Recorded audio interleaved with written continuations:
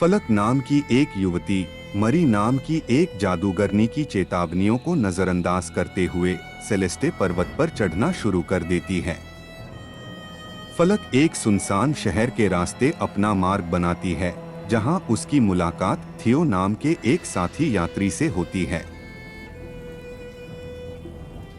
फलक रात के लिए कैंप तैयार करती है। पूरे दिन की थकान के बाद उसे एकाएक गहरी नींद आ जाती है। नींद में उसे एक स्वप्न दिखाई देता है, जिसमें उसे खुद का एक गहरा प्रतिबिंब, जिसे पार्ट ऑफ मी के रूप में जाना जाता है, दिखाई देता है। प्रतिबिंब एक रहस्यमय दर्पण के माध्यम से उससे अलग हो जाता है और फलक की चढ़ाई को रोकने का प्रयास करता है। फलक उससे बचने का प्रयास करती है। इतने में उसकी नींद टूटती है और उसे एहसास होता है कि ये सिर्फ एक दुस्वप्न था।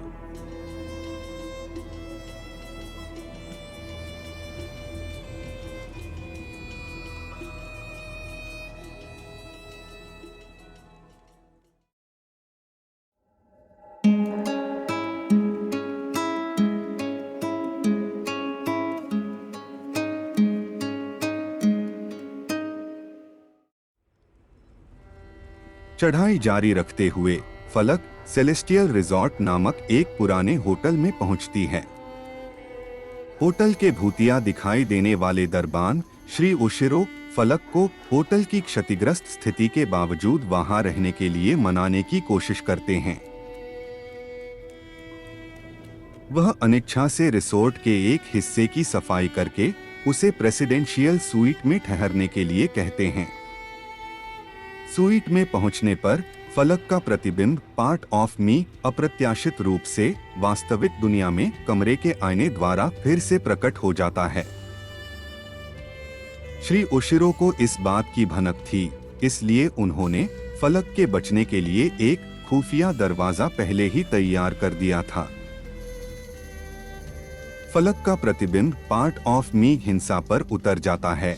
श्री ओशिरो उसे रोकने की कोशिश करते हैं और फलक को उसकी यात्रा जारी रखने के लिए कहते हैं।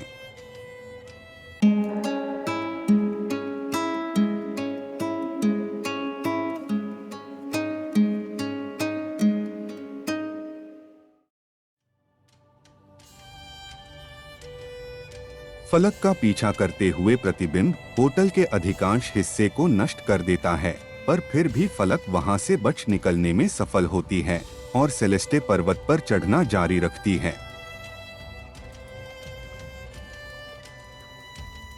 गोल्डन रिज पर फलक फिर से उस जादूगरनी से मिलती है। जादूगरनी उसे बताती है कि वह हैरान है कि उसने इतनी दूर तक का सफर तय कर लिया है। जादूगरनी अपने आप को उसकी शुभ चिंतक बताते हुए उसे एक शॉर्टकट के बारे में बताने की पेशकश करती है। फलक मना कर देती है और रिज की कठोर हवाओं का सामना करते हुए पर्वत की चढ़ाई जारी रखती है।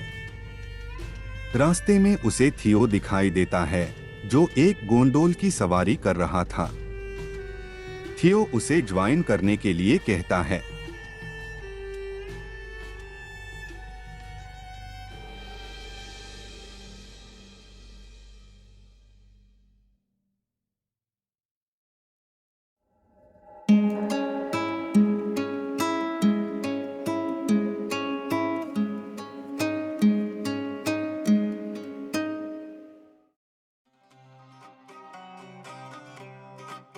गोंडोल की सवारी के बीच में प्रतिबिंब फिर से प्रकट हो जाता है और उनका मार्ग रोकने की कोशिश करता है।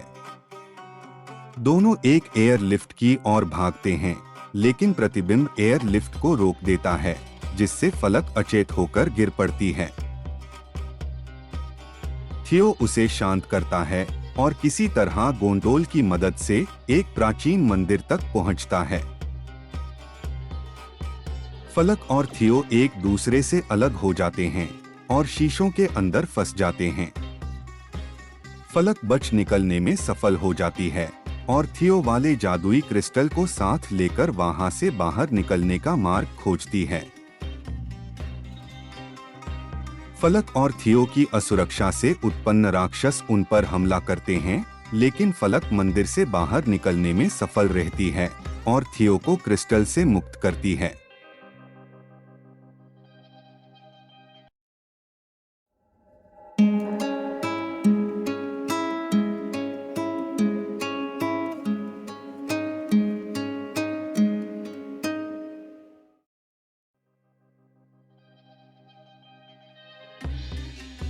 फलक और थियो ने शिविर स्थापित किया और फलक थियो को आराम करने से पहले अपने मानसिक स्वास्थ्य के मुद्दों और उसके प्रतिबिंब के हस्तक्षेप के बारे में उसे बताती है। उस रात बाद में फलक का सामना उसके प्रतिबिंब से हो जाता है। प्रतिबिंब फलक को पहाड़ की तलहटी में नीचे फेंक देता है, जहां उसे एक बार फिर जादूगरनी मिलती है। वह सुझाव देती है कि उसका प्रतिबिंब भी सहन सकता है। अगर फलक उससे शांति से बात करना चाहे तो वो भी संभव है। फलक सोने का प्रयास करती है और उसका प्रतिबिंब प्रकट हो जाता है। फलक उसे घाटी में धकेलने के लिए प्रतिबिंब को काफी कुछ सुनाती है।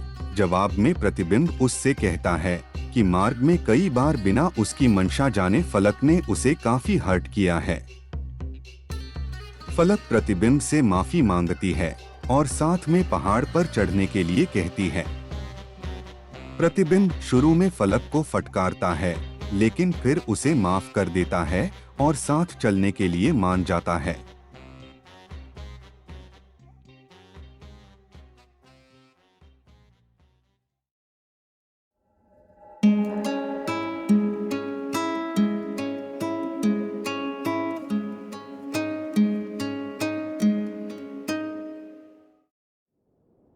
फलक और प्रतिबिंब फिर से एक दूसरे से जुड़ जाते हैं और अंततः सेलेस्टे पर्वत के शिखर तक पहुंचने के लिए निकल पड़ते हैं। अंततः एक उपसंहार में फलक, थियो, जादूगरनी मरी, मिस्टर ओशिरो, जिनके पास एक स्ट्रॉबेरी पाई थी, के साथ अपनी सफलता का जश्न मनाते हुए दिखाया जाता है।